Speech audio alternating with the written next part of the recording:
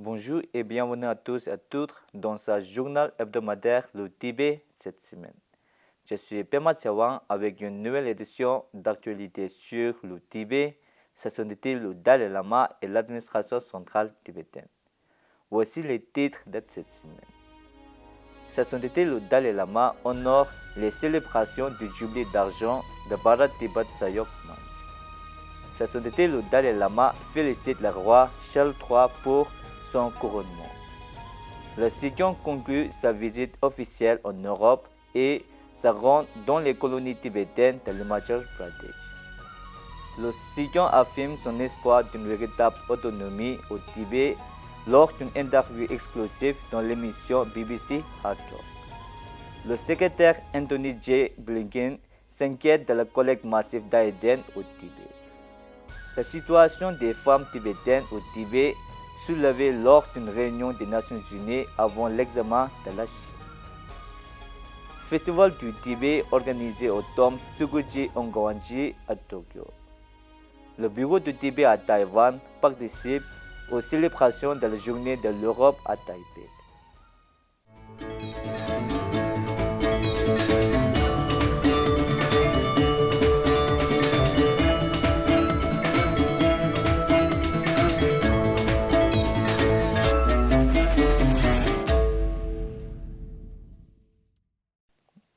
Le 25e anniversaire de la fondation du Bharat Tibet Sayok Manch a été commémoré en présence de sa sainteté le Dalai Lama, invité d'honneur de l'événement au Tekjen Chuling Tsukla Kang à Dharamshala le 5 mai 2023.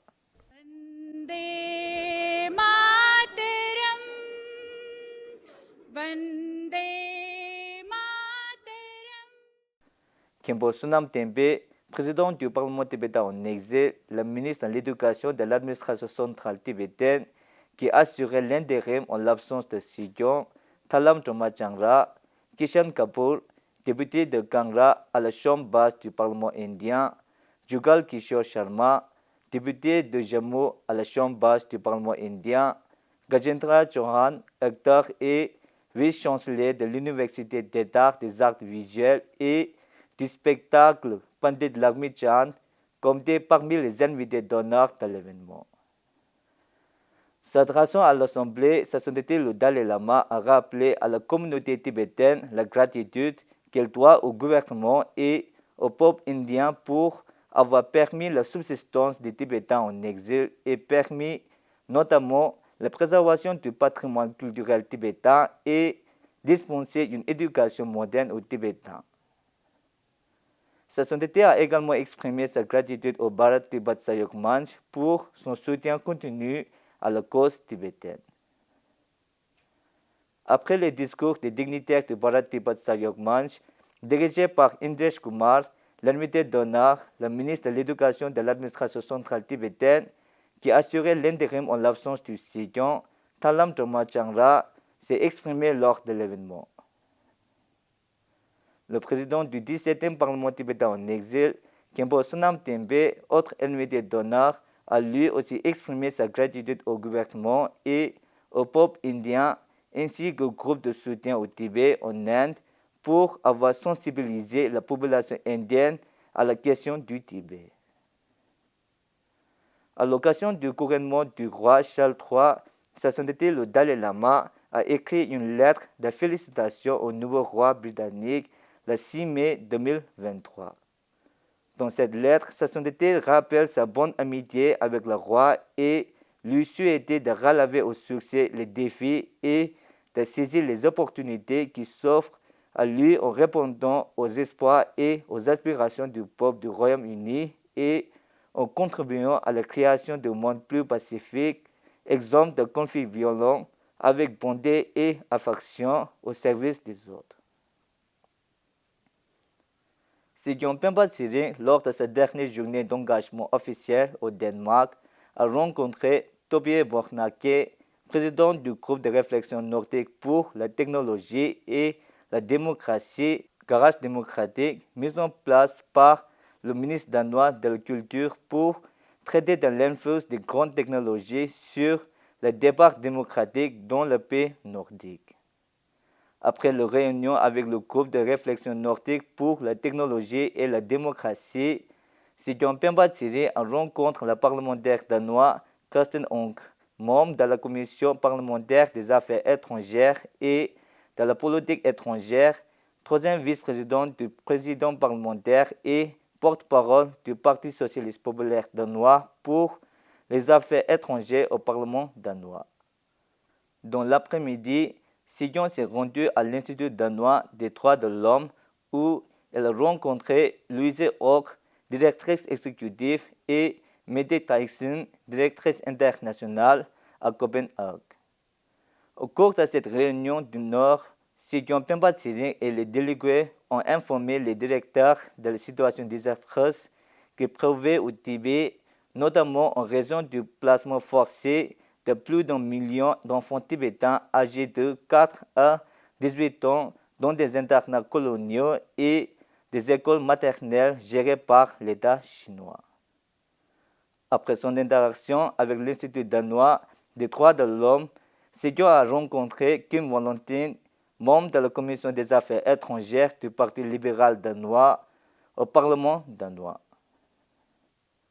La première visite officielle de Xi Jinping au Danemark s'est achevée par une réunion avec les membres du conseil d'administration de la Danish China's Critical Society, à laquelle se sont joints des représentants de tous les partis politiques de la jeunesse danoise. La Danish China Critical Society est une organisation visant à combattre l'influence négative de la République populaire de la Chine au Danemark et à diffuser des connaissances et des critiques concernant les violations des droits de l'homme fondamentaux, de la liberté d'expression et de la démocratie commises par la République populaire de la Chine à Copenhague. Xi Jinping était accompagné du représentant Sonam Frasi, du secrétaire Lodjo Samde, du bureau de Tibet à Londres, d'Anders Høymark Andersen, président, et d'Ayn Bess Benchmark, vice-président du comité de soutien au Tibet, Danemark. Après la conclusion réussie des engagements bilatéraux au Danemark, Xi Jinping s'est envolé pour Munich, en Allemagne, pour la dernière étape de sa tournée officielle en Europe, le 5 mai 2023. Son arrivée à Munich a été accueillie par la représentante Thile Chuki, accompagnée de Tinzi Chesang du bureau du Tibet, du président de l'Association des Tibétains en Allemagne, du président de la communauté tibétaine de Munich et de membres de la communauté tibétaine de Munich. Xi Jinping a rencontré les membres exécutifs de la communauté tibétaine de Munich et s'est adressé à la communauté tibétaine de Munich et des environs dans la soirée. Le lendemain, Xi Jinping est parti pour Francfort où il a été reçu par le président Wang Kalso, le vice-président Thierry Dundrup de la communauté tibétaine de Francfort et salué par des membres de la communauté. Le 8 mai, Xi Jinping est rentré à Delhi après avoir achevé sa visite officielle de 2 semaines au Royaume-Uni, en Norvège, au Danemark et en Allemagne. Actuellement, Xi Jinping visite les régions de Kullu, Manali, Mandi, Shimla et Tachijon du 9 au 17 mai. Depuis le 9 mai, Xi Jinping a effectué des visites d'évaluation dans les communautés tibétaines, les monastères tibétains, le bureau de représentant principal et le bureau des organes locaux situés à Shimla. Dans les prochains jours, Xi Jinping rencontrera le ministre en chef de l'Himachal Pradesh, le gouverneur et le secrétaire principal où il soulèvera les questions relatives au bien-être des Tibétains à Shimla. Lors de sa récente tournée au Royaume-Uni, Xi Jinping s'est entretenu avec Sarah Montag dans l'émission BBC Hard Talk sur une série de questions concernant le Tibet dans un clip audio de 23 minutes publié le 5 mai 2023. À la question de savoir ce qu'il veut pour le Tibet, Xi Jinping a répondu qu'il recherchait une véritable autonomie, non seulement de nom, mais aussi d'essence, tenant compte de la réalité de la situation et la résolution du conflit sino-tibétain par des moyens non violents et pacifiques à travers des négociations qui devraient être mutuellement bénéfiques et durables. Considering the reality of the situation and the common interests of people, now we are asking for autonomy rather than independence, a genuine autonomy, not only in name, but also in essence. That is what we are looking for to resolve the Sino-Tibet conflict in a non-violent, peaceful means through negotiation that should be mutually beneficial and lasting.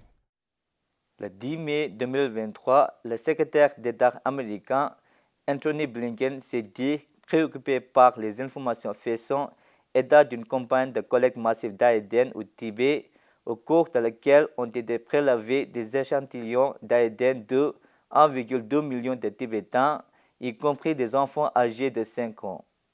Cette déclaration a été faite par le secrétaire d'État Blinken lors de la cérémonie annuelle de remise des prix Freedom House, ce qui fait de lui le plus haut fonctionnaire américain à avoir publiquement exprimé ses préoccupations sur cette question. Access to human genomic data opens up a whole other set of human rights concerns. Advances in biotechnology have enabled genomic surveillance based on a person's DNA, potentially facilitating abuses, and we've seen some of those, for example, committed by the People's Republic of China against Uyghurs and other minorities in Xinjiang. We're also concerned by reports of the spread of mass DNA collection to Tibet as an additional form of control and surveillance over the Tibetan population.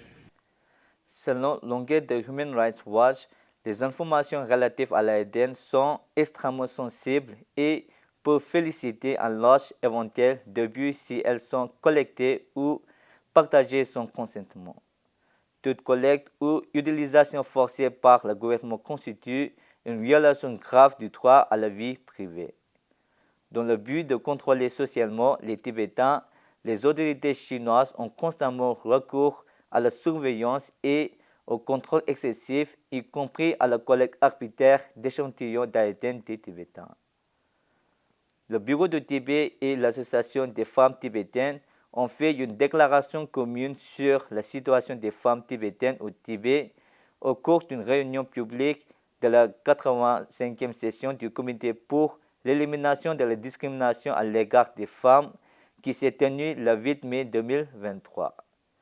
La représentante Chile Chuke, Candide Somo, chargée du plaidoyer à l'ONU, et Tenzin Joma, président de l'Association des femmes tibétaines centrales, ont participé à la réunion et rencontré les membres du comité de l'ONU pour les informer de la situation des femmes tibétaines au Tibet sous le contrôle de la Chine. Au nom du Bureau du Tibet et de l'Association des femmes tibétaines, Kalden Somo, responsable du plaidoyer au sein du Bureau du Tibet, a souligné les politiques et modèles discriminatoires chinois ayant un impact disproportionné sur les femmes tibétaines au Tibet, dans le cadre d'un exposé oral de 2 minutes. Over 1 million of Tibetan children aged 6 to 18 are forcibly removed from their parents and sent to residential schools aimed to assimilate Tibetan children into Han majority culture. The harassment and sexual abuses in these residential schools in Tibet are alarming.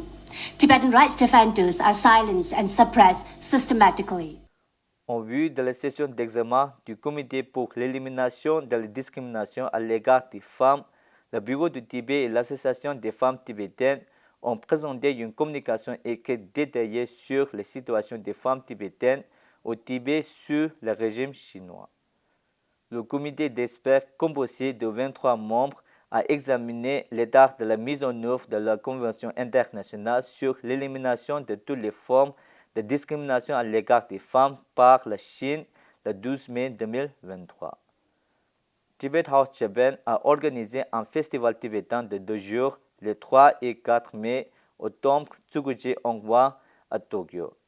Le festival coïncide avec les vacances de la semaine d'or japonaise, ce qui a permis à de nombreux amis japonais, sympathisants et touristes d'apprécier et de découvrir la culture, l'histoire et le spiritualisme tibétain. Sewang Gyebo Arya, représentant du bureau de liaison de sa sainteté le Dalai Lama, pour le Japon et l'Asie de l'Est, a rappelé le lien ancien entre le Tibet et le Japon et a déclaré que le festival avait redonné vie et restauré ces liens. Le festival a proposé une série de conférences sur l'histoire du Tibet, le bouddhisme, la méditation et l'expérience spirituelle. Le professeur Ishiyama Yumiko de l'université de Waseda a ouvert le festival par une présentation sur les relations historiques entre le Tongwanji et le Tibet. Elle a évoqué la visite d'Aoke Bunkyo et de Tata Trogan au Tibet. Le festival a permis aux Japonais et aux Tibétains de partager et d'apprécier la culture, la cuisine, la musique et les danses traditionnelles tibétaines. Il a également permis aux visiteurs d'obtenir des informations et des idées sur la lutte et les défis de la communauté tibétaine. La communauté tibétaine au Japon et le réseau Safe Tibet ont travaillé en étroite collaboration avec la Maison du Tibet et ont soutenu le festival. Kidazawa Anji du réseau Safe Tibet a animé les 2 journées du festival. Le Bureau économique européen du commerce à Taipei a commémoré le 20e anniversaire de la création du Bureau économique européen du commerce à Taipei et la journée de l'Europe à Taipei le 6 mai 2023. Des représentants de 16 pays européens et des fonctionnaires du ministère taïwanais des Affaires étrangères ont participé à ces 2 jours de célébration. Le représentant Kesan Genzebawa, accompagné du secrétaire du bureau, a également participé à l'événement à l'invitation de Philippe Grzegorski, président du Bureau économique européen du commerce à Taipei. C'est tout pour cette semaine. Merci d'avoir suivi Tibet TV à la semaine prochaine.